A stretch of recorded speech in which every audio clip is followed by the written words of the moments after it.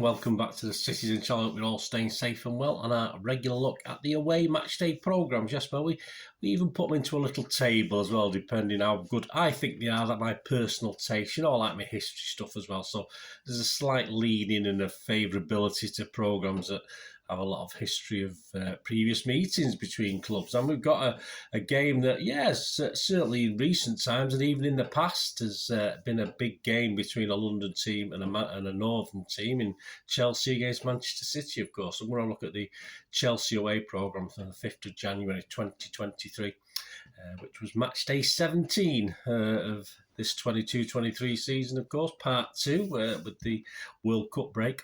So we're going to have a look at that today. Please, if you are new to the channel, push that subscribe button, push the bell notifications. It's great to have you on board.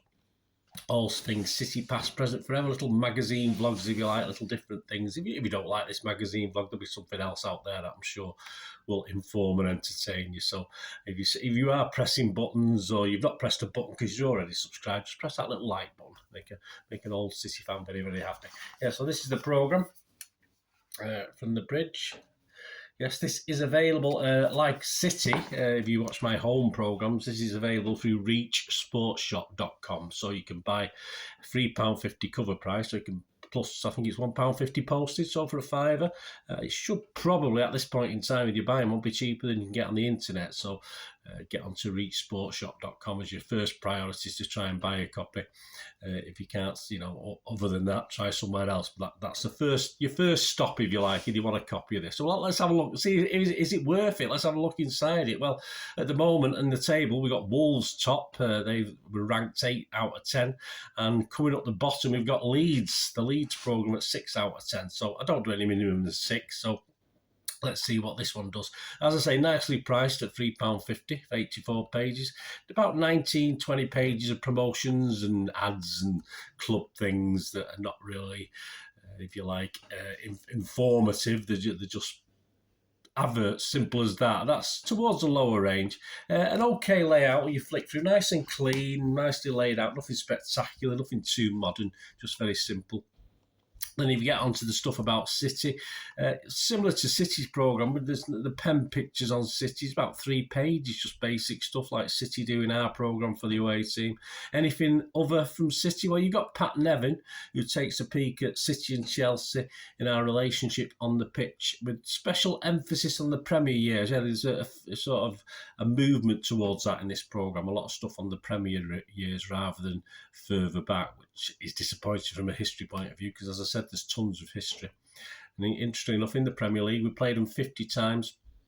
Chelsea won 27, we've drawn 7, and City won 16. So we need to catch that up a little bit, don't we? But anyway, apart from the normal managers stuff, captains, players, staff interviews, modern match reports, pictures, the women, the under-18s, the EDS, is there anything else of interest in this programme? Well, Jorginho is the main interview. So if you like Jorginho, you can learn a bit about him. Obviously, sort of links to City, weren't there, at one stage. There's a Q&A on Chelsea fan Tubes. I have no idea who Tubes is. The picture I think is up there. I think he's the one on the left in the cap with a P on it, but I have no idea who he is. I'm sure Chelsea fans do, and that's and more younger people may know a little bit more than I do. And in the Premier League years feature, which is another feature in this, you take a look back at the 18-19 season, so not too long ago, and it's not a bad little summary, sort of thing I'd like City to do on our club. Sometimes I do my own little summaries, of course, to do for my own information, but it's not bad. It's okay. And it's a reasonably in-depth look at in the space of a few pages. And it also features, and we'll go back to this in a minute, I'll read you a little excerpt out from it, in the 90-30 section, which is the 90 minutes for 30 seasons, which is how long the Premier League's been going. It talks about the 2-0 win over us back in that season. Worth another look, takes a look at ex-players, and at this one they've got French player Didier Deschamps. Remember him? Yeah, I remember him. He arrived in, I think, 99 and stayed to 2000, so he wasn't there long. He came from Juventus, so they have a look at him, and he played 27 times for Chelsea, I think, in all. And they have a small tribute to Pele. And yeah, bits and pieces, but that's about it. Something about captain's armbands and the first player to wear the captain's armband, stuff like that. But Yeah, a bit disappointed. Not fantastic for me. A bit weak, as I said. History-wise, is what I obviously will always get a good score. There's good history. A little bit down on it. But let's get back to that match report. I'll just read the match report, a little bit of background information to it. That was in the 2018-19 season. Of course, City were the current reigning champions. We'd won the title 2017-18. And this game took place on the 8th of December 2018. We were top after 15 games, with Liverpool hard on our shoulders.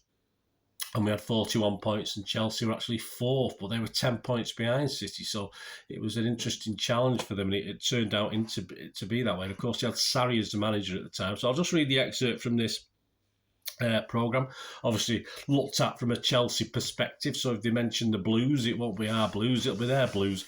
Right, would Sarri ball stand the test of Pep Guardiola's league leaders themselves on a 22-game undefeated run? I think it was a 21 game, but I'm not too sure about that. But we won't quibble about the odd game, will we? Neither coach called on a classic centre-forward. Guardiola replacing talismanic Sergio Aguero with more usual wide-back Raheem Sterling. Sarri's choice was more a matter of taste, as Olivier Giroud started on the bench and Alvaro Morata was omitted completely. For most of the first half, the Blues looked laboured in their approach and looked an inferior version of City's patient shape-painting play. Sterling and Bernardo Silva misused good openings, but there seems plenty more where they came from, as the visitors found channels and gaps with alarming ease. Faced with such issues, the Chelsea players, whether under instruction of their own volition removed the shackles in favour of rip-roaring attacking. Suddenly they were stretching City's backline with longer passes, switching play with pings across the field, harrying the citizens out of their well-rehearsed stride with energy and speed. There you go. We were lucky to get away with it, weren't we? Well, up to that stage, anyway, we weren't in the end.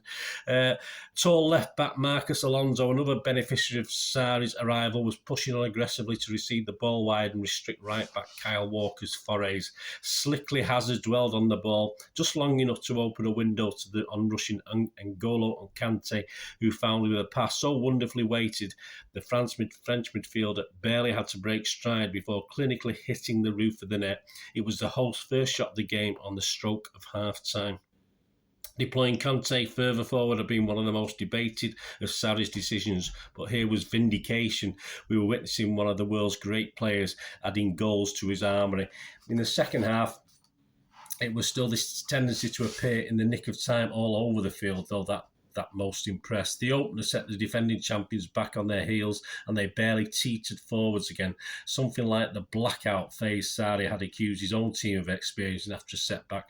David Silva's departure with a hamstring complaint compounded their lack of creativity. Late on, centre-back David Luiz was left unattended in the penalty area to power in the header. I mean, it's got to be bad if we let Luiz score goals, hasn't it, really?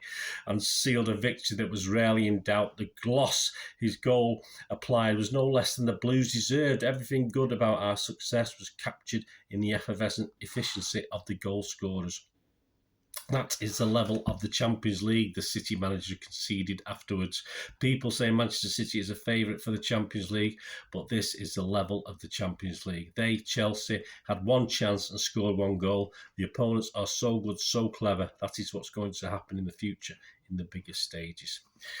Yes, sort of comments we've probably heard before, and yeah, you do look at the balance of play. Yes, City did play very well, but unfortunately, even though we had double the chances, probably around about 68% of the possession, I think, in this particular game, we lost it. So an interesting look back at that from a Chelsea perspective. There you go. So, yeah, overall, the programme itself, yeah, it's okay. It's fine. It's just doesn't. There's no oomph in it for me. It's just, and it has to go to the bottom of the pile, just as a standard 6. I certainly think Leeds, who currently sit bottom, was a slightly better version of this, a bit more interesting. And I say, just a bit of a lack of, all right, a bit of modern history, which is fair enough. If they're going to cover 30 years of the Premier League, they can't, all right. If they've got how many match programmes? Say they've got 23, 24, well, probably got about 26 match programmes, haven't they? So they're going to get through most of the years of the Premier League. So they have to include includes some more modern ones as well. So that's interesting. But as I say, as a record for a Chelsea fan of the season, yeah, it's quite a good succinct look back. So that's okay. But as far as interesting and entertaining as far as City fans are concerned, it's how I look at this. I look at it from a City fan's point of view. No, I would have to sadly, I'm going to put this to the bottom of the table. So Wolves stay top on 8 out of 10, and Chelsea, sadly Chelsea, although your team is sort of drifting that way at the moment as I'm recording this, Chelsea go to the bottom of the table. Perhaps I'll have to buy some new programme makers. I'm not sure, spend a bit of money getting some new content. Who knows? You know what Chelsea like at the moment as I'm recording this. They're throwing everything at buying player after player. But hey, there you go. So thanks for joining me. Let me know if you're getting this. As I said, get it from reachsportshop.com if you like it. As I said, there's stuff in it. It's a memory as well, isn't it? And they say for £5, is that expensive? It is what it is. If you can afford it, buy it. If you can't, don't worry about it. You're not missing much. Simple as that. So next up, it's I do have it. It's here in the back. You won't see it. It's just off the screen. Of course, the Carabao Cup 5th round game against Southampton. So we'll be having a look through this. A little bit interesting, to say the least. I'm not going to promise that that'll go to the top of the table, but one or two interesting things to talk about with that one. But join me for that, which should be out very reasonably quickly after this, depending when you're watching it, of course. Who knows? It could be 30 years down the line. I don't know. Perhaps we don't have YouTube then and stuff like that. But thanks for watching, guys. Please, until we meet again, that's one thing, Noah. Please stay safe, please. Come on, City. Bye for now.